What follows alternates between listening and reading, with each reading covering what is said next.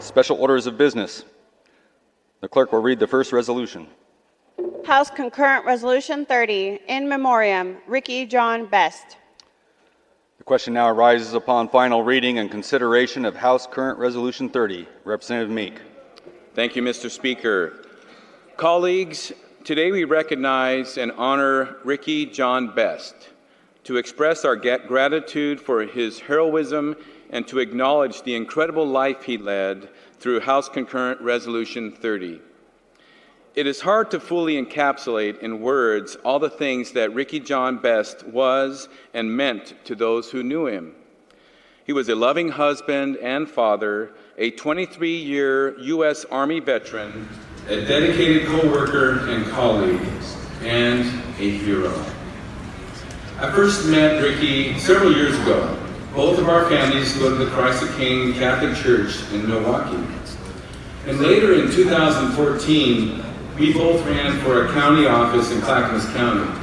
And we both shared sharing our stories about what we had seen and heard on the campaign trail. I want to begin by telling you a little bit about Ricky.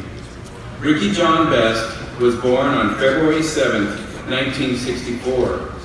Growing up in Oregon and attending Vocational Village High School in Portland, as well as Portland Community College.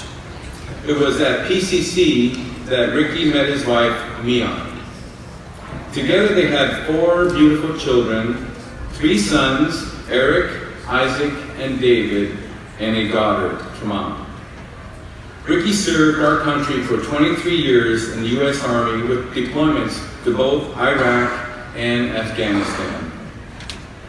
During his deployments, Ricky spent time helping to build infrastructure projects for war-torn villages. He was an exemplary soldier, earning the love and respect of those who he led and served with. In the fall of 2017, several months after Ricky's death, his eldest son, Eric, spoke with the Oregonian newspaper about the stories he heard from his dad about his time in the Army. Eric told the story about the time that his dad had to inspect a camel blocking the road to make sure it hadn't been equipped with an improvised explosive. And his son eerily spoke about the stories his father was even more reluctant to share from his deployments overseas, telling the Oregonian, quote, "Looking in his eyes," Eric says, "he saw a primal side of his father. He could tell he had seen things he couldn't contemplate. You felt a shiver run down your spine, like ghosts dancing." Ricky retired in 2012 with the rank of Staff Sergeant. He and his family made many personal sacrifices over those 23 years on behalf of all of us, his fellow Americans. Following his military service, Ricky began a new career with the City of Portland's Bureau of Development Services, working as part of their permitting services team. Again, Ricky earned a reputation for being a leader who was well liked by his colleagues and was effective at his job. In fact, his colleagues from the City of Portland provided some of their thoughts about Ricky that I'd like to briefly share with you right now. From Corrine Perkins, Ricky's supervisor, we asked Ricky to join the Bureau of Development Services, City of Portland Permitting Services team in January of 2015, after he had retired from the Army following 23 years of service. He approached each day with a desire to serve his coworkers, our customers, and his community. He was a dedicated family man who loved to talk about the fun adventures he had with them. Ricky was a big-hearted guy who shared his many interests and talents with everyone he met. It was no surprise to his Bureau of Development Services family that Ricky stepped in to help that day on the train, or how brave he was.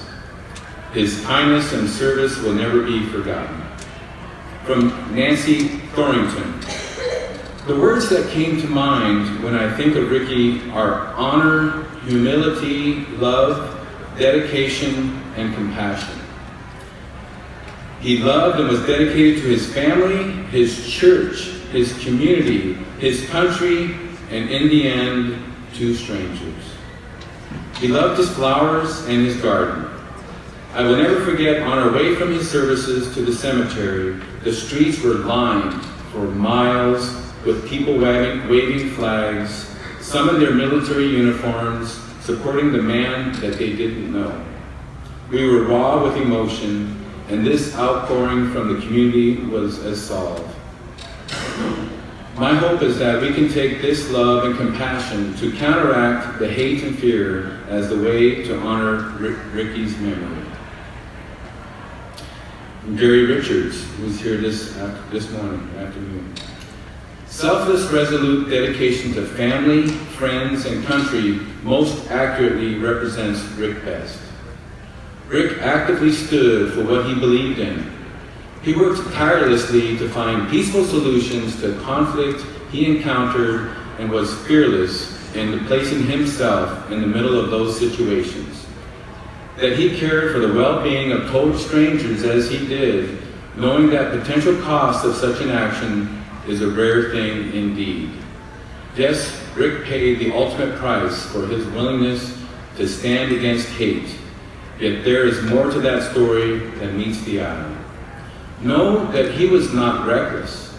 Instead, it was circumstances beyond his control that worked to bring this and another man down, which resulted in those that knew him being brought to their knees in grief as well.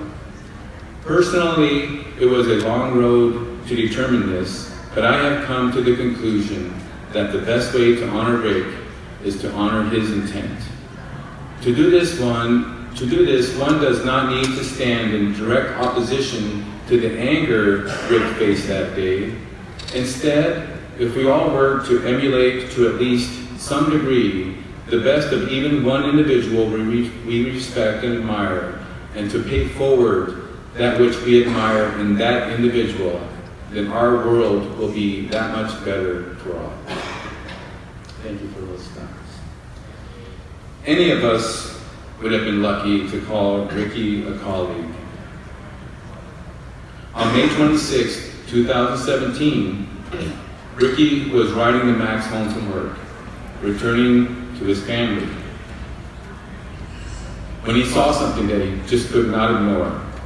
Another man on the train started harassing and intimidating 2 young Muslim girls, one who was wearing a hijab, screaming at them with racist language and hateful speech. Ricky, along with 2 other riders that day, Taliesin Mirdin Namkai Mesh and Micah David Cole Fletcher, quickly intervened and came to the defense of these 2 young women. The already dangerous situation escalated into a deadly one when the man brandished a knife. Ricky, Taliesin, and Micah did not back down. They continued to selflessly confront the man in defense of those girls, unconcerned with their own safety and wholly invested in protecting the innocent lives of their fellow passengers. The 3 of them were viciously attacked. Ricky, Taliesin were both killed. The courage they showed and the impact of their actions on the innocent lives they saved that day cannot be properly put into words. For 23 years, Ricky served his country and all of us who live here with selfless devotion to the U.S. Army. But even after retiring from his military career, Ricky never stopped protecting the lives of the innocent. It just was who he was.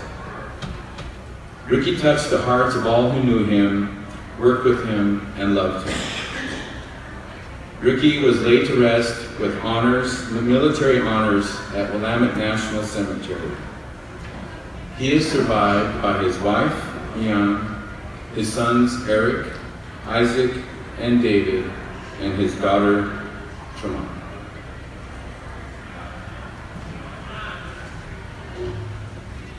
Further discussion? Seeing none, Representative Meek, do you wish to close? Yes, thank you, Mr. Speaker. I'd like to take a moment to acknowledge Ricky's son, Eric, who is with us today on the side aisle, along with several of Ricky's former co-workers at the City of Portland. Please.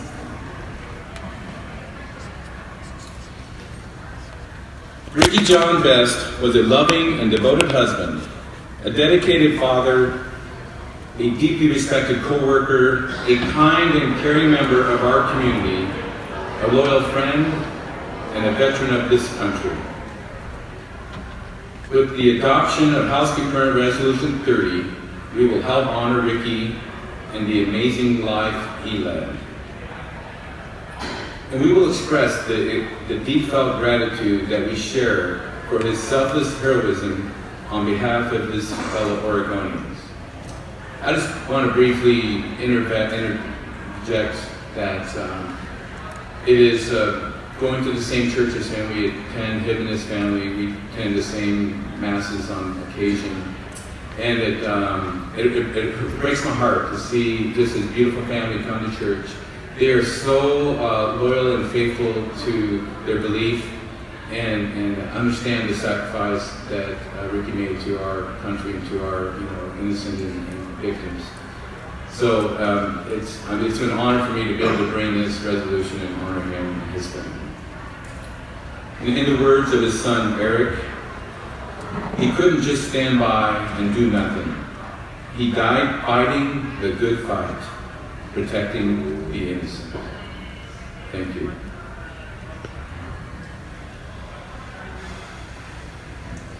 Those of the opinion that House Concurrent Resolution 30 should be adopted will vote aye. Those opposed, no. The clerk will open the voting system. On behalf of the Speaker of the House and the House of Representatives of the State of Oregon, I want to express our gratitude and appreciation for Ricky Best, and we share in the sorrow and offer our condolences to his family, his friends, and really he leaves a hole in our state and his community, and I'm sure that his memory will help his community live on in a better way. He obviously was a true hero. House Concurrent Resolution 30, having received the required majority, is declared adopted.